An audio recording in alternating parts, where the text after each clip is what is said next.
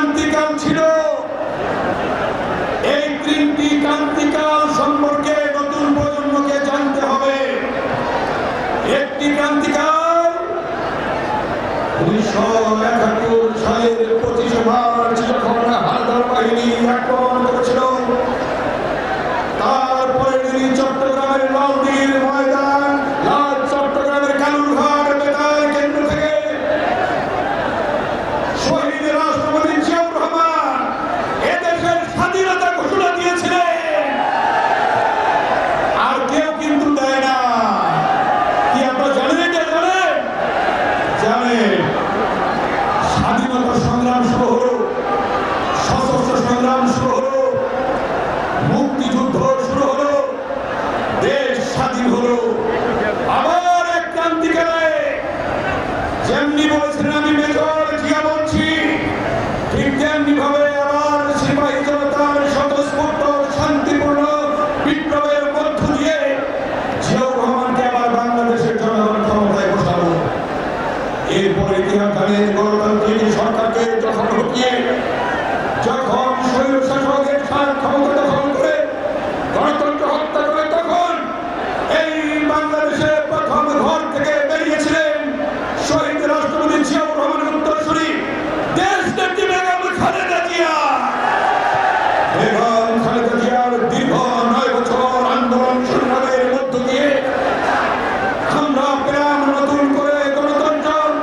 সেই গণতন্ত্র পাওয়ার পিছনে আপনারা দেখেছেন এই সর্বদলীয় ছাত্রলীগ যখন গঠন হয় 90-এ, এই জায়গায় প্রথম আমাদের উপর আক্রমণ করে এবং এর পরবর্তী সমাবেশ ছিল প্রেস ক্লাবে। সেই প্রেস ক্লাবে দাঁড়িয়ে যখন আমরা বক্তব্য রাখছি পেশাজীবীদের নিয়ে, সেদিন আজকের বিএনপির ভারপ্রাপ্ত চেয়ারম্যান দেশনায়ক তারেক রহমানকে তার বাসভবনে ঘেরাও করে এরশাদ নির্যাতন করেছিল, তাকে লাঠিপিটা করেছিল, তারপর নিপীড়ন করেছিল। এখনো তারেক রহমানের পিঠে দেখবেন 11টি কালো দাগ আছে। তারেক রহমান সেদিনও কিন্তু আন্দোলনের কর্মসূচিতে অংশগ্রহণ করেছেন। তার পরবর্তী ইতিহাস জানেন? তার পরবর্তী ইতিহাস দীর্ঘ 16 বছরে প্রায় 1 দশক দেশনায়ক তারেক রহমান আন্দোলনের কর্মসূচি ঘোষণা করেছেন।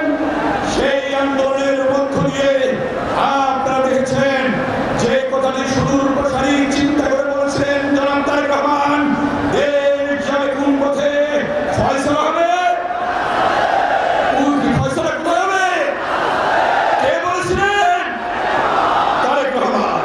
সেই ফয়সালা কিন্তু রাজপথে হয়েছে। তারেক রহমানের বক্তব্য সঠিক হয়েছে। শুধু তাই নয়, তিনি বলেছিলেন দিল্লি নয়, পিন্ডি নয়, অন্য কোন দেশ নয়, সবার আগে জনগণের সবার আগে। কে বলেছিলেন? তারেক রহমান। তার মানে দেশ প্রেমের যে জ্বলন্ত দৃষ্টান্ত, সবার আগে বাংলাদেশ।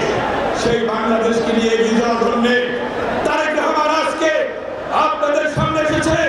আমরা চাই দ্রুত সম্ভব তারেক রহমান বাংলাদেশে আসবেন। 2 হাত তুলে দেখান, 2 হাত তুলে দেখান এবং করে তাদেরকে বলেন বাংলাদেশের প্রাণ তারেক রহমান, বাংলাদেশের প্রাণ তারেক রহমান। আসবে ফিরে পীরের বেশে তারেক রহমান বাংলাদেশে, আসবে ফিরে পীরের বেশে। ইনশাআল্লাহ তারেক রহমানের নেতৃত্বে এই বাংলাদেশে